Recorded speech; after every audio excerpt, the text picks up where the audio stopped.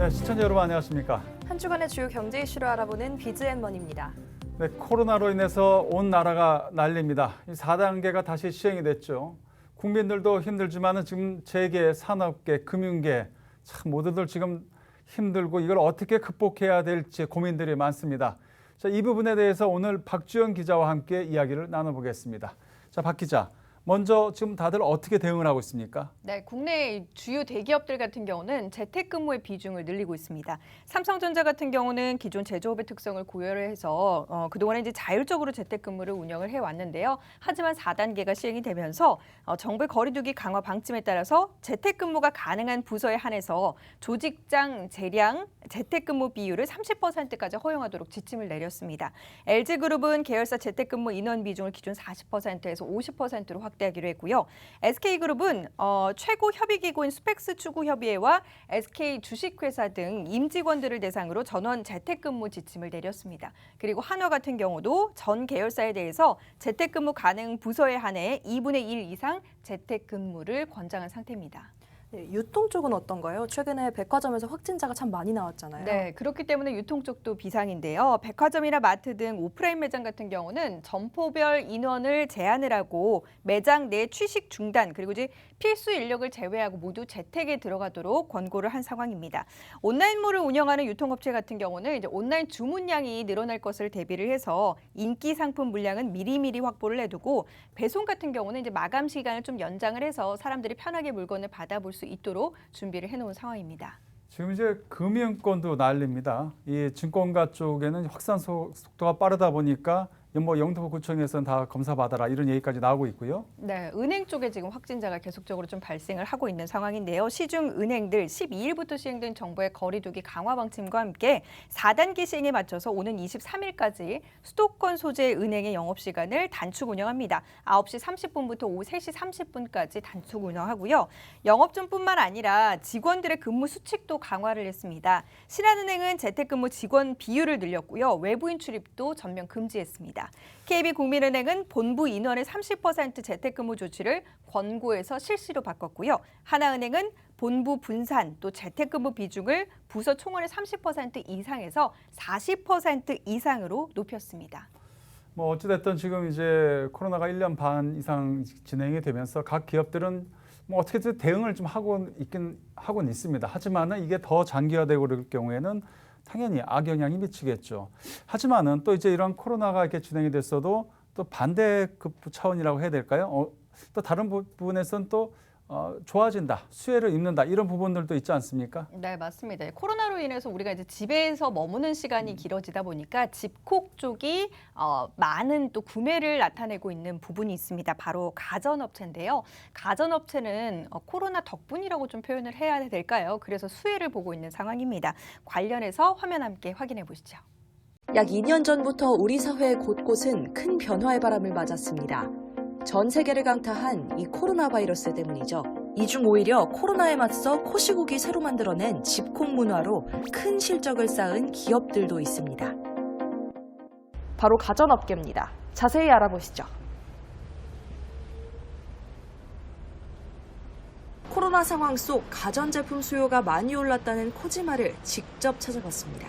지금 집에 있는 시간이 많다 보니 자연스럽게 건강과 휴식에 대한 관심이 높아짐으로 인해서 저희 안마의자도 함께 매출까지 성장하는 그런 영향을 받지 않았나 이렇게 생각이 됩니다. 특히 제일 인기 있는 신제품인 레전드라는 제품이 가장 사랑을 많이 받고 있습니다. 마사지감이 부드럽고 코지마만의 이제 4D 기술이 들어간 제품으로 리모컨도 LED 리모컨으로 해서 화면도 크게 이제 조작성도 훨씬 편리하시고 인기를 많이 받고 있습니다. 거리두기 확산으로 헬스장 등 다중체육시설 등의 이용이 제한되자 코지마는 자체 운동기구 쉐이크보드의 인기도 크게 올랐다고 했는데요. 제가 직접 체험해 보겠습니다.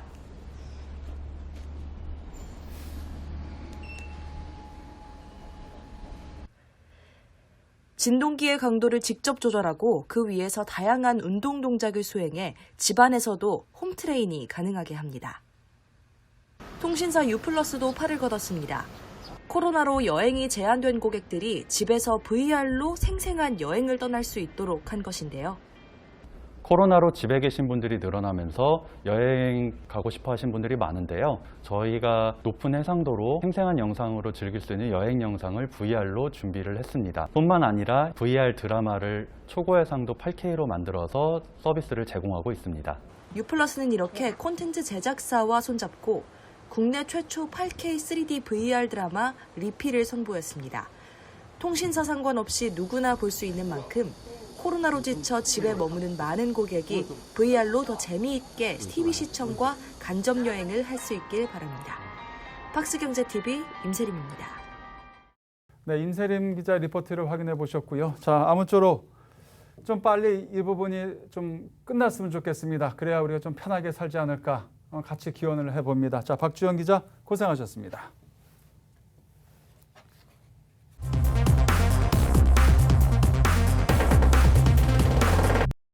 네, 김홍모 기자의 부릉부릉 시간입니다. 김 기자 나와 있습니다. 자, 우리 매주 새로운 차를 타면서 많은 경험을 하고 있습니다. 이번 주는 어떤 차인가요? 네, 제네시스의 G80 전동화 모델을 타고 왔습니다. 정의선 회장이 미래의 모빌리티로의 사업 확장을 천명하며 친환경 경영을 강조하고 있는데요. 2025년까지 현대차 그룹에서 23개의 전기차 출시를 예고하는 등 전동화 라인업 구축에 적극적인 모습에 맞춰 나온 모델입니다. 이 제네시스에 대해서 관심이 많은 분들은 아마 이 모델에 대해서 정말 궁금하실 겁니다. 김홍모 기자가 한번 타봤는데 그 화면 같이 보고 오시겠습니다. 현대차 그룹의 고급 브랜드인 제네시스가 첫 순수 전기차 모델 G80 전동화 모델을 출시했습니다. G80 전동화 모델은 현대차 아이오닉 5나 기아 EV6처럼 전기차 전용 플랫폼을 탑재한 게 아닌 내연 기관차 플랫폼을 기반으로 상시 사륜구동 단일 모델로 운영됩니다. 디자인은 G80 네온 모델과 큰 차이가 없지만 전기차 전용 디자인의 그릴과 휠, 조금은 어색해 보이는 파란색 번호판이 가장 큰 특징입니다. 전기차다운 디테일로 전면부 그릴은 밀폐되고 후면에는 배기구가 없습니다. 충전구도 일반적으로 위치한 측면 후방이 아닌 운전석 쪽 전방 그릴을 누르면 열리는 형식입니다. 400V와 800V 멀티 급속 충전 시스템에 V2L도 가능해 외부로 전원 공급도 가능합니다. G80 전동화 모델은 제네시스 브랜드의 첫 전기차이자 국내 최초의 대형 럭셔리 전기차 세단으로서 럭셔리 전기차의 기준을 제시하는 차입니다. G80의 고급감과 정숙성을 계승하면서 전기차의 우수한 기능들을 더하였습니다. 정상태에서 시속 100km까지 4.9초 만에 도달하는 역동적인 주행 성능을 체험하실 수 있습니다. G80는 이미 정숙성이 좋기로 정평이 나 있지만 전기차 모델의 조용함은 더 놀라울 정도입니다. 풍절음과 하부 소음뿐만 아니라 전기 모터가 돌 때 발생하는 특유의 고주파 소음을 줄이기 위해 전방 엔진룸 보닛 안쪽에 흡음재가 설치되어 있습니다. 주행 성능은 고급 세단에 맞게 중후하게 움직이다가도 주행 모드를 스포츠로 바꾸며 급격한 가속과 감속이 확실히 체감될 정도로 다양한 드라이빙 모드가 구현됩니다. 럭셔리 세단인 만큼 타겟층에게 어필할 수 있는 포인트도 확실히 잡았습니다.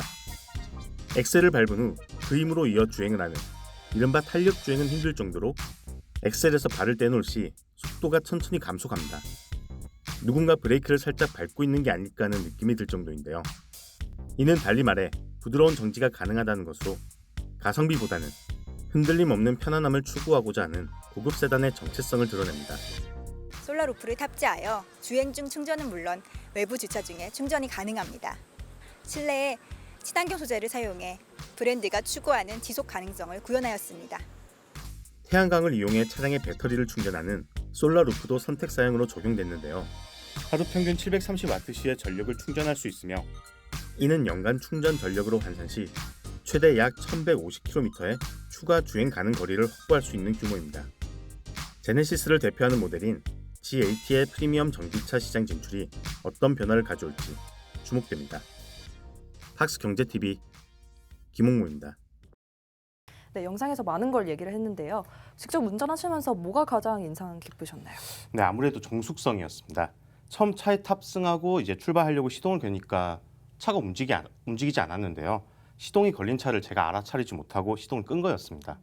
주행 중에도 음악이나 라디오를 켜지 않았을 때는 제 숨소리가 들릴 정도로 굉장히 조용했는데요.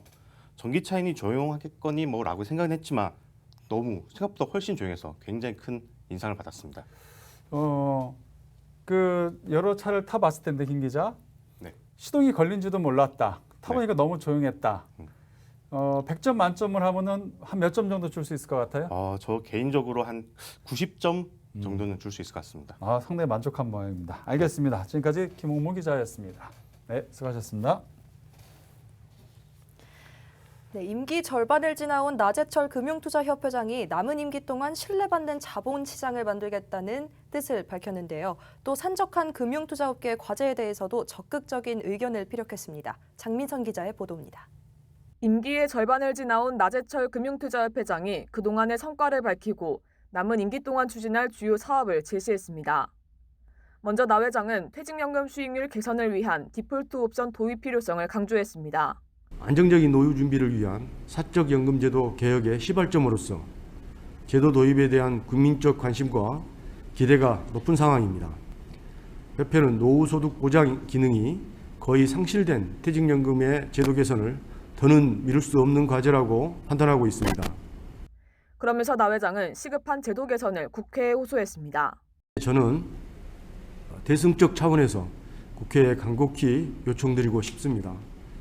수익률 제고라는 본래 취지가 훼손되지 않는 범위 내에서 원리금 보장 상품도 사정 진영 운용 상품 유형에 포함한 법안을 최대한 빠른 시일 내에 통과시켜 주시기를 바랍니다.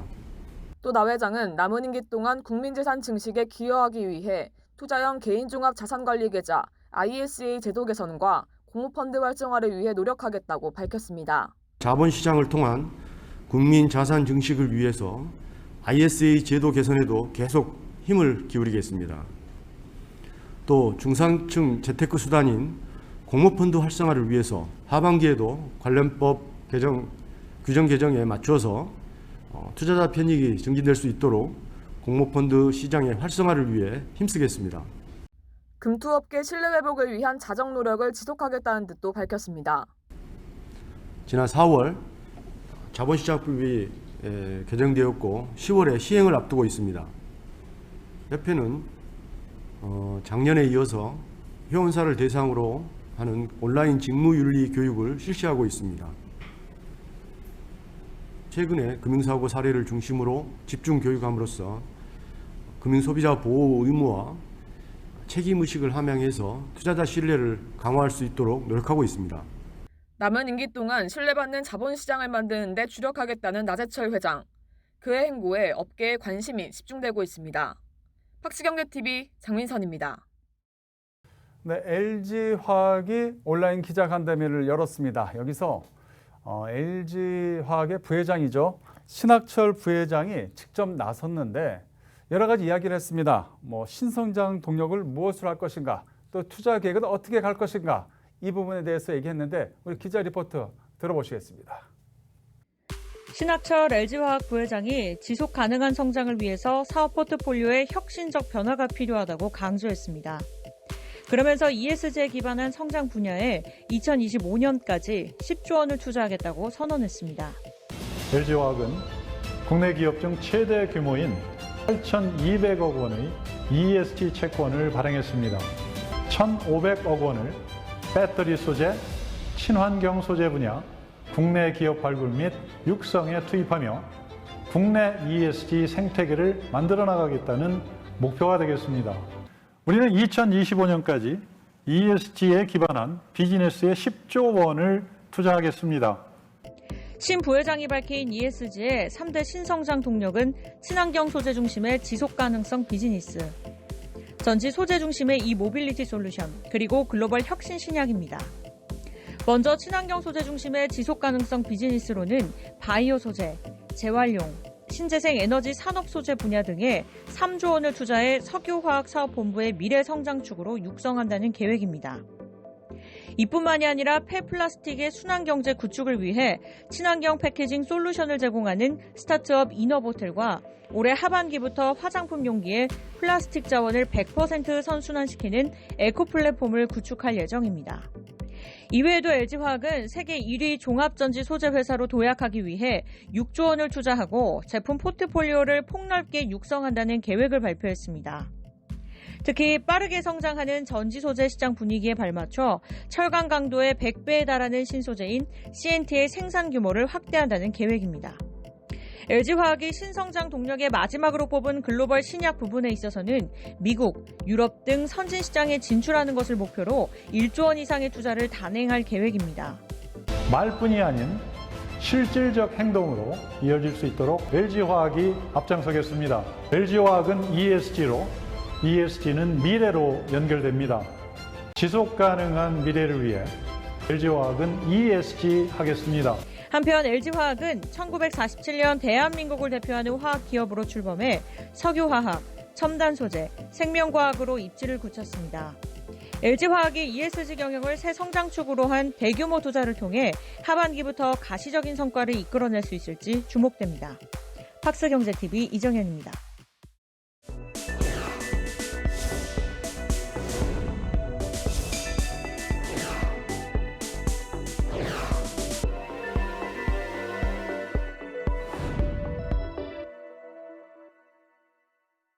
이번 주 우리 팍스경제TV에서는 KB금융지주의 ESG 이야기 듣고 왔습니다. 영상으로 만나보시죠.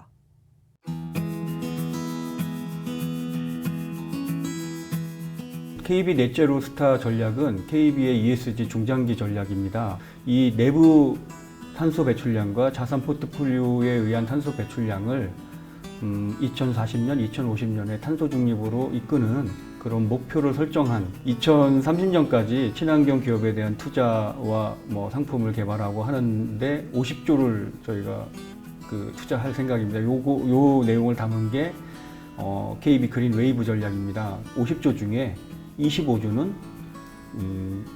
재생에너지라든가 이쪽에 집중적으로 투자할 생각입니다.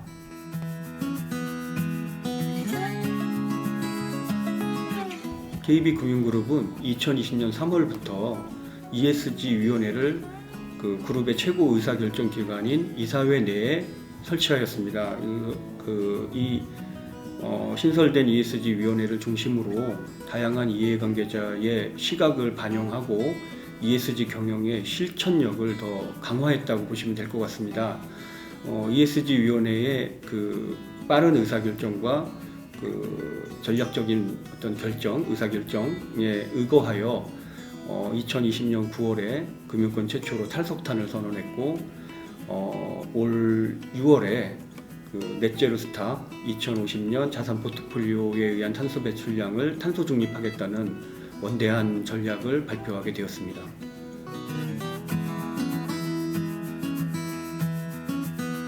그 2020년 9월에 탈석탄을 선언을 했고 앞으로는 저희가 신재생 에너지라든가 친환경 기업에 대한 투자를 많이 확대해 나갈 예정입니다. 그러면서 저희가 환경부와 올해 올 초에 협약을 맺었어요. 그래서 녹색채권 발행에 대한 녹색채권 발행 가이드에 맞춰서 저희들이 녹색채권을 많이 발행하겠다, 가이드에 맞춰 발행하겠다는 업무 협약을 체결을 했고, 저희가 2018년도에 국내 금융기관으로 최초로 미화 3억 불 상당의 지속가능 채권을 발행한 적이 있었습니다.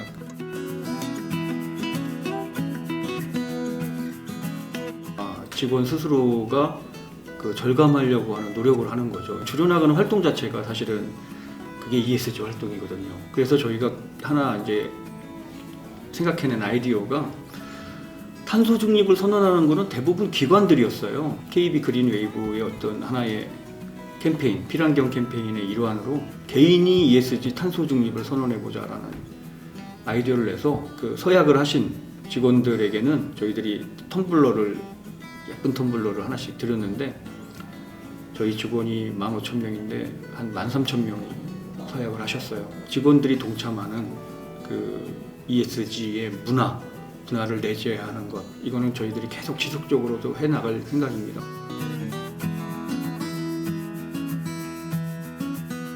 KB 넷제로 스타라는 중장기 전략을 좀 수립을 했고, 이 수립된 전략을 글로벌 이니셔티브인 SBTI의 승인을 요청할 생각입니다. 이 승인이 되면 아시아 금융기관 중에서는 최초로 승인을 받는 게 아닌가, 저는 그렇게 알고 있고요. 더 나아가서는 저희가 지금 한국기업지배구조원과 그 ESG 기업의 그 ESG 활동을 평가하는 그 지표를 지금 개발하고 있어요.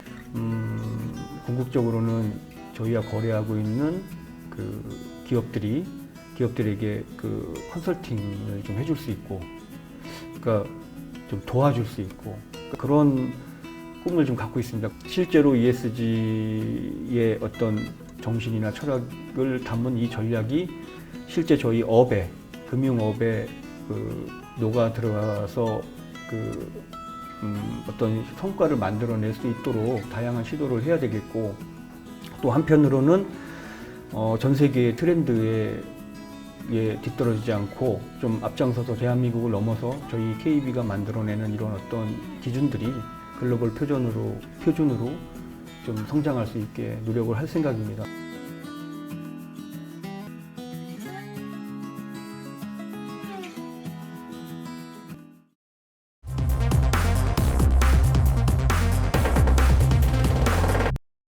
이번 주 재계 기상도 알아보겠습니다. 우선 두산그룹 보시겠습니다. 두산그룹은 맑음입니다. 3조 원대 재무구조 개선 작업이 드디어 막바지에 다다랐기 때문인데요. 두산그룹은 약 1년 전 주력 계열사인 두산중공업이 유동성 위기에 내몰리면서 혹독한 구조조정에 돌입하게 됐습니다. 당시 두산은 이를 극복하기 위해 산업은행과 수출입은행 등 채권단으로부터 3조 6천억 원을 지원받았고, 그 대신 자산 매각, 유상증자 등으로 3조 원 규모의 현금 유동성을 확보하겠다고 채권단에 약속을 했습니다. 이를 위해 두산은요, 1990년대 말부터 사옥으로 쓰던 서울 동대문 두산타워를 매각한 것을 시작으로 계열사와 비핵심 자산을 잇따라 매각하는 등 유동성을 확보하는 데에 총력을 기울였습니다. 또 올 가을에는 그룹의 캐시카우였던 두산인프라코어의 매각까지 최종적으로 마무리가 될 예정이기 때문에 올 연말까지는 채권단에서 빌렸던 자금 대부분을 상환할 수 있을 것으로 업계는 예상하고 있습니다. 다음 한샘 보시겠습니다. 한샘은 흐린 날씨를 보였습니다. 바로 매각 소식 때문인데요. 한샘은 국내 인테리어 업계 1위를 차지하고 있는데 조창걸 명예회장의 뒤를 이을 마땅한 후계자가 없는 상황이고요. 여기에 가구업계 경쟁 상황이 점차 심화되고 있어서 결국 사모펀드 운용사에 팔리게 됐습니다. 매각설에 휩싸였던 기업이 또 있습니다. 바로 인터파크입니다. 국내 1세대 인터넷 쇼핑몰이었던 인터파크는 최근 코로나19로 경영이 악화되면서 결국 인수합병 시장의 매물로 나오게 됐습니다. 무엇보다 향후 이커머스 시장이 신세계그룹과 네이버, 그리고 쿠팡 3강 체제로 재편이 될 것으로 전망이 되면서 인터파크 자체적으로 현재 규모로는 경쟁력을 갖추기 어렵다고 판단했던 것으로 보여 결국 경영권 매각 결정을 내리게 된 것으로 업계는 보고 있습니다. 지금까지 재계기상도였습니다.